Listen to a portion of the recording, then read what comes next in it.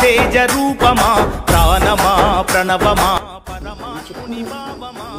ఏ దిశలో వెళ్ళాలి, ఏం కావాలి, అది ఎక్కడ దొరుకుతుందో తెలియాలి, ఆ దిశలో వెళ్ళాలి.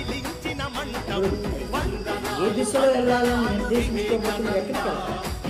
ఎక్కడికి వెళ్ళాలో తెలియాలి కాబట్టి మెడిటేషన్కి వెళ్తాము. ఎక్కడికి వెళ్తాము?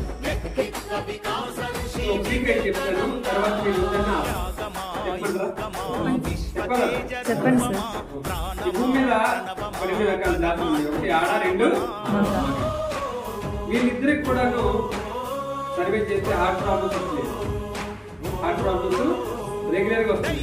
కానీ వీళ్ళు కాకుండా ఆడ కాదు, మగ కాదు, మధ్యలో ఉండే